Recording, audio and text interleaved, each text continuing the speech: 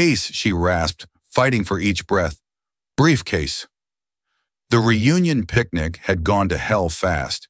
Liam knew her lips were turning blue, but Leo, damn his curious heart, was already clutching the metal case like it held the secrets of the universe.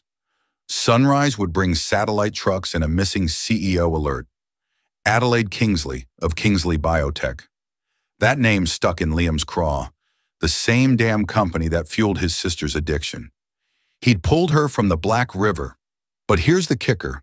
What they don't know, not yet, is that her quiet promise to set things right. It'll blow their whole corrupt world apart. The company entwined with the tragedy that once shattered his family forever and changed everything. The afternoon had started with such promise. Pine trees framed the Carter family estate near Flathead Lake in Montana, their needles releasing the warm scent of summer. Liam Carter stood near the barbecue pit, a spatula in one hand, watching his 8-year-old son, Leo, sketch something in his ever-present notebook. The boy had inherited his father's careful attention to detail, documenting everything from the arrival times of relatives to the make and model of every truck that rolled up the gravel driveway. Liam was 36, lean and weathered from years of outdoor work fixing farm equipment in town. His hands bore the scars of both professions, combat medicine and mechanical repair. 3 years had passed since he'd lost his sister Bridget to what the death certificate called respiratory failure. But what Liam knew in his gut was something far more sinister. The prescription painkillers she'd received through the local pharmacy had come from somewhere dark, somewhere connected to corporate greed. But without proof, without resources, the case had gone nowhere. Around him, the Carter clan gathered. Cousin George manned the drink cooler, his booming laugh carrying across the lawn.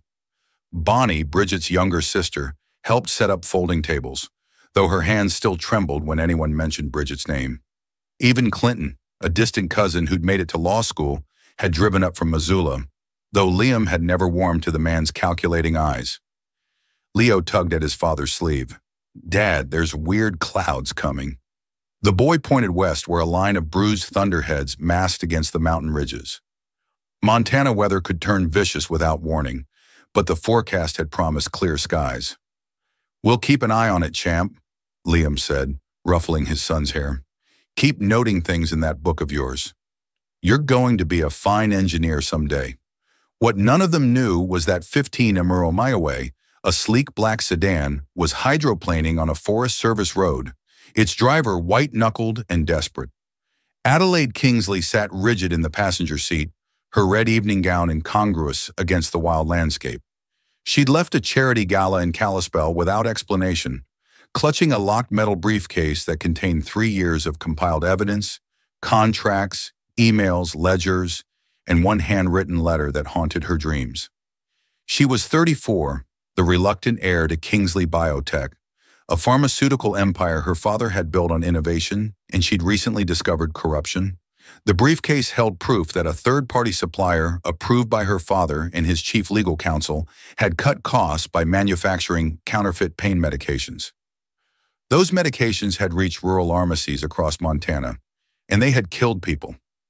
Adelaide had spent months secretly copying files, photographing documents in her father's study when he traveled, convincing one mid-level accountant to hand over the ghost ledgers. Tonight, she'd planned to deliver everything to Assistant District Attorney Serena Wilkins in Helena, a woman known for taking on corporate malfeasance. But someone had noticed her absence from the gala. Someone had made a call. The first bolt of lightning split the sky as the storm front accelerated. At the Carter estate, the temperature dropped 10 degrees in many minutes. George shouted for everyone to grab the food and head toward the main lodge. Leo's notebook entry would later read, 3:47 p.m. Wind change trucks arrived. Weird. He'd spotted the 2 black SUVs with no license plates parking just beyond the property line. But before he could tell his father, the world exploded into rain and chaos. Adelaide's sedan fishtailed onto the old wooden bridge that spanned a tributary feeding into the lake. The driver braked hard. The bridge, weakened by spring floods and never properly repaired, shuddered. Then, with a sound like snapping bones, the center supports gave way. The car tilted, slid, and plunged into the swollen river below. Liam saw it happen. One moment he was herding Leo towards shelter. The next he heard the crack and splash. His combat medic training overrode everything else. George, call 911. Clinton, get blankets from the lodge. Bonnie, take Leo inside and keep him there. His voice carried the command authority of someone who triaged wounded soldiers under fire. He sprinted toward the bank, shedding his jacket, his mind calculating water temperature, current speed, survivability windows. The car was sinking fast, nose down in the murky water. Through the darkness, he could barely make out a figure inside, pounding weakly against the glass. Liam didn't hesitate. He dove. The cold hit him like a fist. The river churned with runoff, thick with sediment.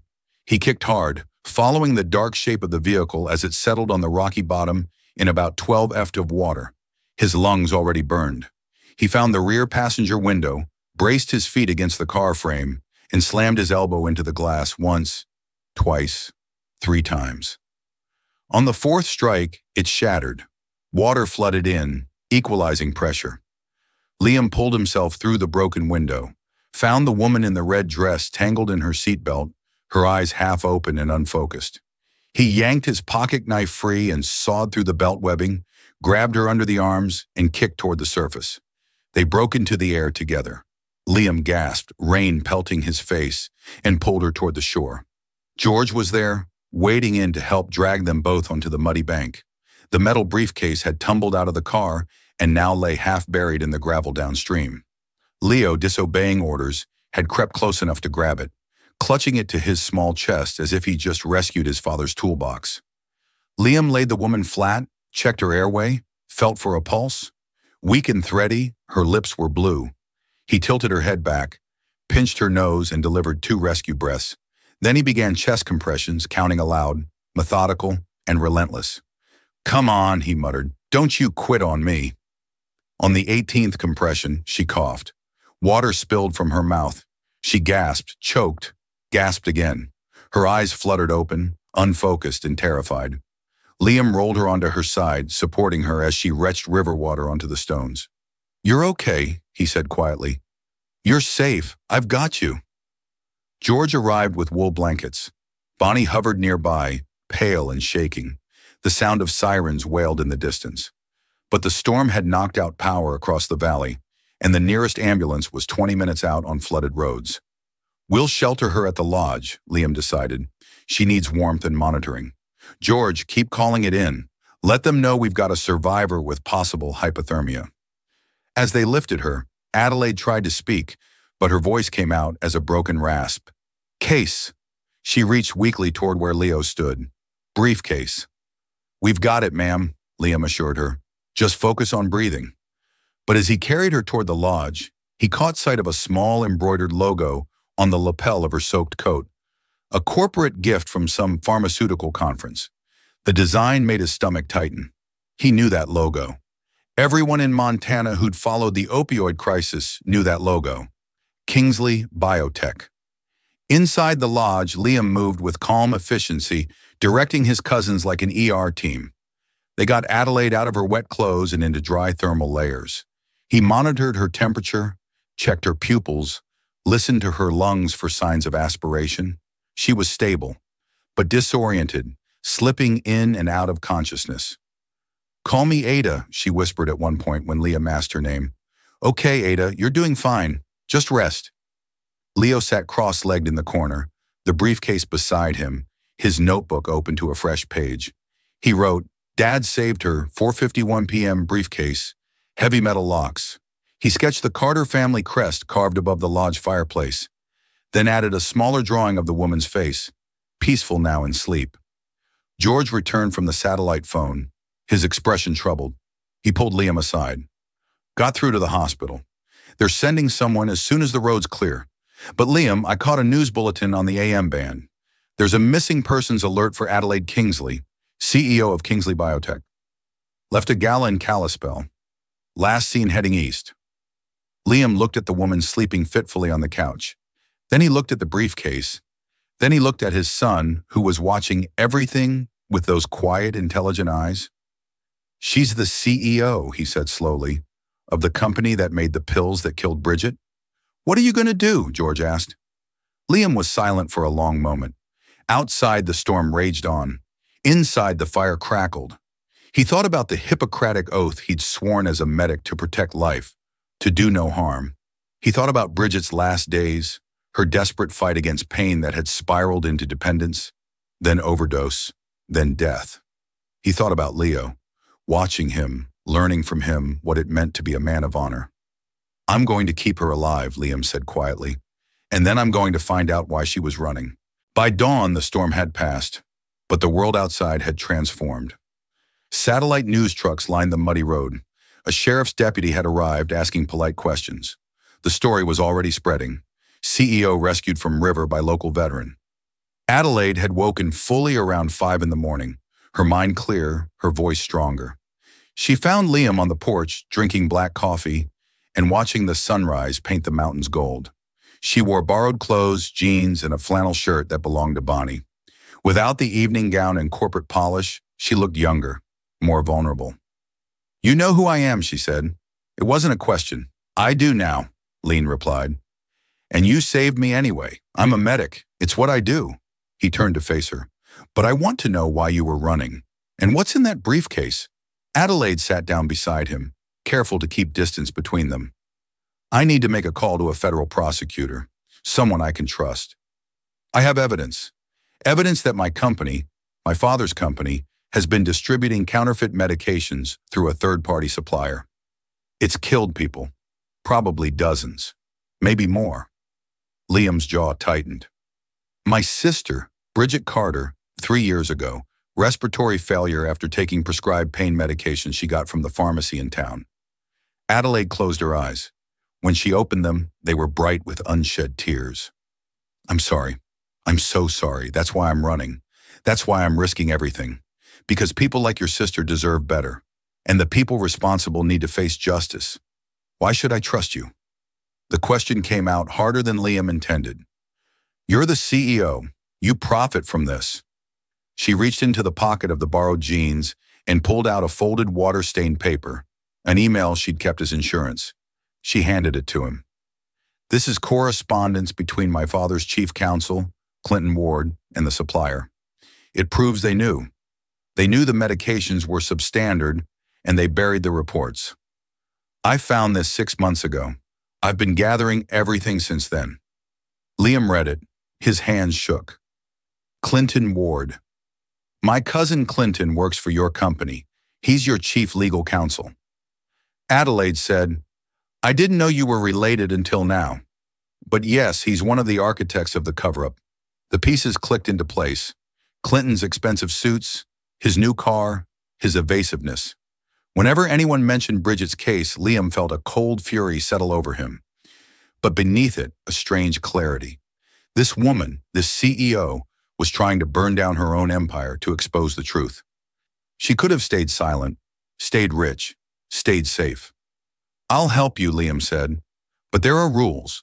My son's safety comes first. You follow my lead out here. This is my territory, and the people coming after you, they're going to be dangerous. Agreed." "Agreed." Adelaide extended her hand. They shook, and in that moment, an alliance was forged. Inside, Leo had been watching the 2 black SUVs through his toy binoculars. He wrote down their partial plate numbers and the time they'd arrived. He sketched the men inside dressed too formally for a rural rescue scene, when one of them stepped out to make a phone call. Leo noted the earpiece, the bulge of a concealed weapon. By mid-morning, the first direct threat arrived. The power had been restored, but the phone lines were still down. A man in a dark suit approached the lodge, flanked by 2 others who looked more like private security than corporate attorneys. The lead man introduced himself as Bernie Pike, head of corporate security for Kingsley Biotech. "We're here to ensure Miss Kingsley's safe return," Bernie said smoothly. And to retrieve company property, Liam stepped between Pike and the lodge door. "Miss Kingsley is recovering from near drowning. She's not going anywhere until a doctor clears her, and any property you're referring to stays put until the sheriff says otherwise." Pike's smile didn't reach his eyes. "Mr. Carter, I understand you're a good Samaritan, but you're interfering in corporate matters you don't understand. That briefcase contains proprietary information. Legally, it belongs to Kingsley Biotech. Then you can file a claim with the county clerk on Monday, Liam said evenly. Until then, it's evidence in a vehicular accident under investigation. The standoff held for another beat. Then Pike nodded slowly.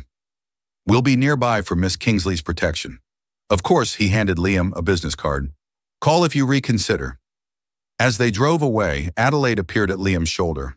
That was Bernie Pike. He reports directly to my father. If he's here, it means they know what I took and they'll do anything to get it back. Good thing I called in a favor, Liam said. A dusty pickup truck pulled up and a broad-shouldered man in a sheriff's uniform stepped out. Otis Brennan. We serve together. He's the county sheriff now and he owes me one. That night, Pike and his team made their move. The lodge lights went out all at once, a cut wire, not a blown fuse. Rocks clattered against the windows. A diversion. Liam had anticipated this. He gathered the family into the main room, set George at the front door with a shotgun and a phone, and led Adelaide and Leo out the back toward his truck. They made it halfway across the clearing when figures emerged from the treine. Bernie Pike's voice called out the briefcase. Carter handed over, and everyone goes home safe. Liam had the briefcase in one hand, his other arm around Leo. Adelaide stood close, her breath visible in the cold mountain air.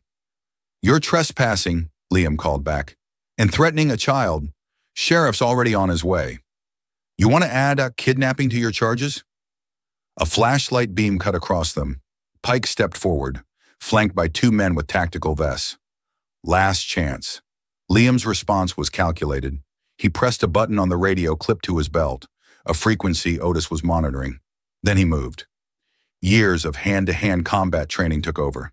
He shoved Leo toward Adelaide, dropped low, and swept the nearest man's legs out from under him. A rapid wrist lock disarmed the second. Pike lunged for the briefcase, but Liam drove an elbow into his solar plexus, folding the man in half. Sirens wailed in the distance. Pike staggered back, gasping. This isn't over. That briefcase belongs to us. No, Adelaide said, stepping forward. It belongs to the families your company destroyed, and you're going to answer for it. Pike retreated into the darkness. By the time Otis arrived with two deputies, the security team was gone, but the message was clear they'd be back. Otis took one look at the situation and made a decision. Carter property isn't safe. I've got a cabin up in the high country, old Forest Service lease. No one knows about it except me and a few hunting buddies. You three should disappear up there until we can coordinate with the feds. They hiked through the night, rain starting again, cold and relentless. Leo stayed close to his father, the briefcase now in Adelaide's hands. They reached the cabin as dawn broke a rough, hew-kneed structure with a stone fireplace, propane stove, and no electricity. Liam got a fire going while Adelaide made coffee on the camp stove.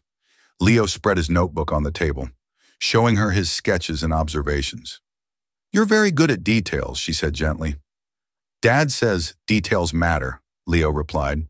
He says lives get saved or lost because of details. Adelaide looked at Liam, who was coaxing the fire to life with practice efficiency. Your dad's right. As the cabin warmed, the three of them sat around the fire. The storm outside had settled into a steady rain. Adelaide finally opened the briefcase, spreading documents across the floor. She explained the supply chain, how a legitimate pharmaceutical company had outsourced production to cut costs, how Clinton Ward had buried safety reports, how her father, William Kingsley, had approved payments to silence whistleblowers. I found a letter, Adelaide said quietly. She pulled out a water-stained envelope. I wrote it 3 years ago to a woman named Bridget Carter. I was trying to investigate complaints about our medications. She'd written to the company hotline. I wanted to tell her I believed her, that I'd look into it, but my father intercepted it. I found it in his desk. Last month, Liam took the letter with shaking hands. Bridget's name was on the envelope. The postmark was dated 2 weeks before she died. Inside, Adelaide's handwriting was careful and compassionate. I'm so sorry for what you're going through. I promise I will find the truth. You deserve justice. She never got this, Liam said, his voice. I know. I'm sorry. I tried, but I wasn't strong enough then. I didn't know how deep the corruption went. Now I do, and I'm going to make it right, even if it cost me everything. Leo looked between them.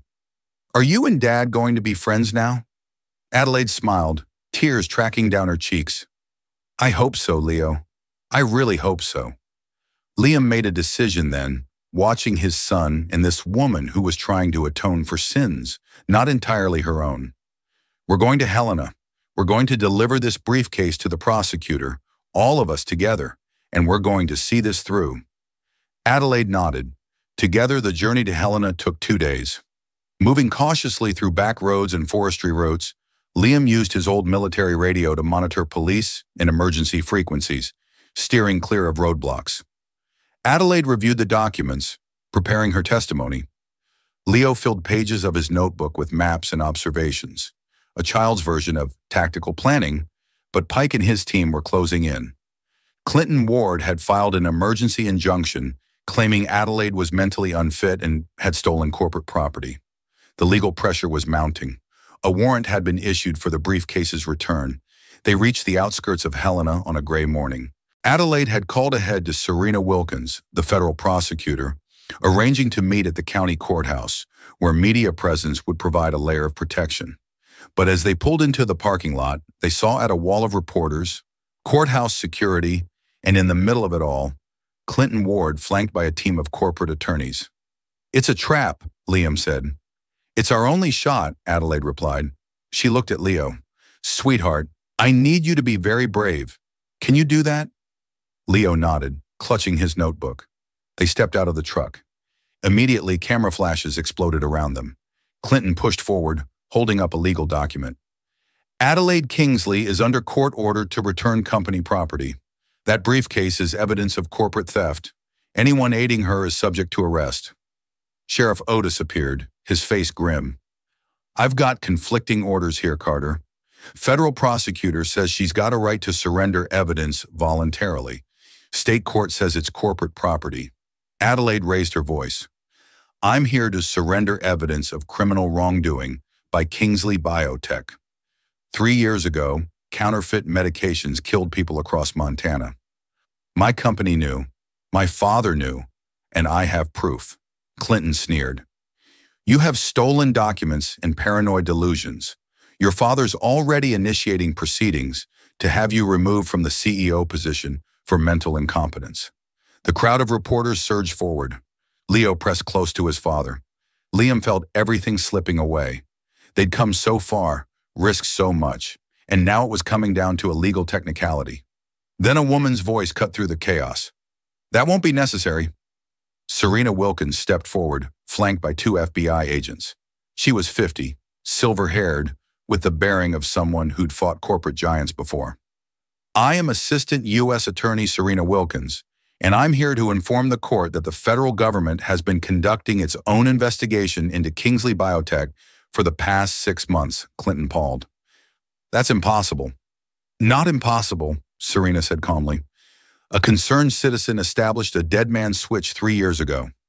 Bridget Carter, before she died, encrypted copies of her medical records and correspondence with Kingsley Biotech. She sent them to release to my office if she didn't check in every 30 days. The data arrived 5 months ago. We've been building a case ever since. The briefcase Miss Kingsley is holding contains the final pieces. Liam's knees almost buckled. Bridget, his sister, had been smarter than any of them knew. She protected them all from beyond the grave. Adelaide stepped forward and handed the briefcase to Serena. Everything you need is in here. Contracts, ledgers, emails, and this. She pulled out the letter she'd written to Bridget. I tried to help her. I was too late. But I'm not too late for everyone else. Serena opened the briefcase and one of the FBI agents began photographing the contents for evidence. William Kingsley and Clinton Ward. You're both under federal arrest for conspiracy to distribute adulterated pharmaceuticals, wire fraud, and obstruction of justice. Bernie Pike tried to melt into the crowd, but Liam spotted him. That's the man who tried to kill us to get that briefcase back, he called out. Otis and 2 deputies were on Pike in seconds, bringing him down with professional efficiency. The scene dissolved into controlled chaos arrests. Reporters shouting questions, lawyers scrambling. Through it all, Adelaide stood with Liam and Leo, the 3 of them an island of calm. She put her hand on Leo's shoulder. Thank you for being brave. Did we win? Leo asked. Yeah, champ, Liam said, his voice rough with emotion. We won. The trial took 8 months. William Kingsley and Clinton Ward both faced federal charges. Bernie Pike turned the state's evidence in exchange for a reduced sentence, providing testimony about the cover-up. Adelaide resigned as CEO, but stayed on as a cooperating witness, providing testimony that was clear, unflinching, and devastating. Kingsley Biotech was restructured under federal oversight. A compensation fund was established for victims' families, and Adelaide, using her personal assets, created the Bridget Carter Community Health Fund to provide free addiction treatment and pain management across rural Montana. Liam returned to his life in the small town, but something had shifted.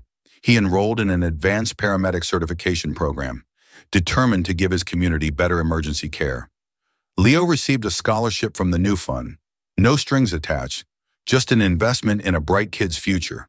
And Adelaide stayed, not in the corporate towers of California, but in Montana. She rented a small house near the Carter estate and spent her days working with the fund, meeting families, listening to stories, trying to heal wounds that money alone couldn't fix. One evening, she joined the Carter family for dinner. It was awkward at first. This woman who represented so much pain, now sitting at their table, but as the meal went on, something softened. Adelaide taught Leo how to play chess, explaining strategy in terms that reminded Liam of military tactics. She laughed at George's terrible jokes. She listened to Bonnie talk about Bridget without flinching. After dinner, Liam walked Adelaide to her car. The sun was setting over the lake, painting the water gold and crimson. You didn't have to stay, he said. I know, but I wanted to. This is where the work matters. This is where I can actually make a difference. She paused. And this is where you are. Liam looked at her, really looked, not as the CEO who destroyed his family, but as the woman who'd risked everything to make it right. My sister would have liked you. I wish I could have known her. She left us a gift. Liam said the dead man's switch, the evidence. She was protecting us even after she was gone, and in a way she brought you to us, gave us a chance to do the right thing. Adelaide's eyes filled with tears. Do you think she'd forgive me? I think, Liam said slowly, she'd thank you for finishing what she started, for caring enough to burn it all down. They stood in comfortable silence as the sun dipped below the mountains. Leo appeared on the porch, waving. Adelaide waved back. He's a special kid. He gets it from his aunt, Liam said. Then after a pause, stay for breakfast tomorrow. Leo's making pancakes. They're terrible, but we eat them anyway. Adelaide smiled. I'd love to. 1 year later, on a bright autumn day, the Bridget Carter Community Health Wing opened at the county hospital.